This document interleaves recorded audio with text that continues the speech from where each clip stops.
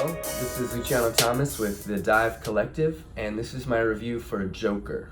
Right off the bat, there are going to be a lot of spoilers in this, so assuming that you've already seen this movie, or at least seen some other reviews about this movie, you know that it's a very dark and heavy experience. Not to sound melodramatic or anything, but the movie left me feeling a little mortified, and I think that's to the movie's benefit. Joker takes advantage of our ability to empathize with the character and takes us down this road where we have to watch that character, who we feel very bad for in the beginning, do some horrific things, and we've already identified with him, and that leaves us feeling gross, especially in his first act of violence on the subway. The camera pushes in on Joker's face where he's sobbing and he's laughing at the same time because he can't help but laugh.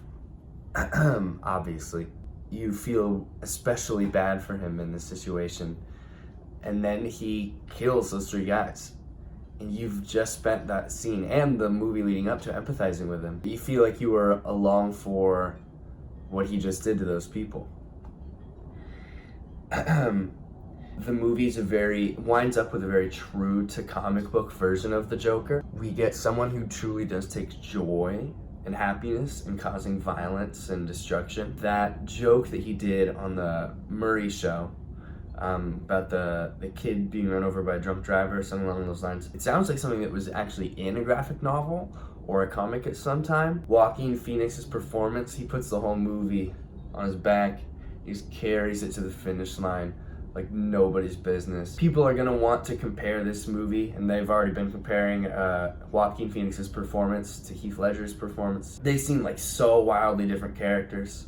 Mark Hamill once described Heath Ledger's Joker as being very joyless and demented, and I think that's true. It's just a very joyful, at least at the end, very joyful Joker who really does take pleasure, and finds funny violence and things like that. And there's been some theories floating around. Let's get into the theories, okay? Maybe the whole movie, or a movie up from a certain point onward, is all in his head, and that's fine. You can get into that. I mean, I prefer to have it to where most of the movie, except for the stuff that we were explicitly told wasn't real, like his girlfriend, that whole relationship not being real, anything that wasn't blatantly shown to us not being real, I prefer to have that be real. I don't know, that enhances my movie experience for me, but if for you it's more interesting to have it to where everything except the interview at the end in Arkham wasn't real, then so be it. Is Joker Thomas Wayne's son?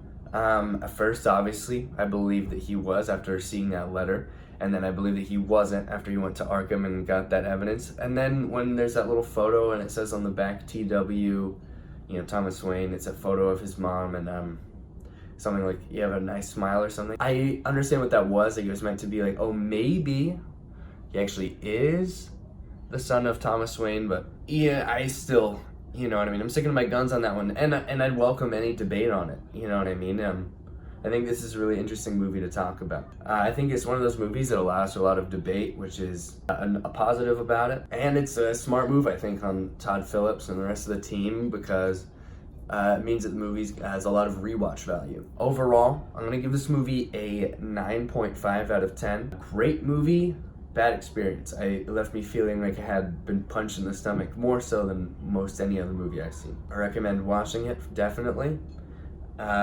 This is a can't miss. So I think that's going to do it for this review. Tune in next time. I'm going to be doing a couple of these a month. Once again, this is Luciano with the Dive Collective.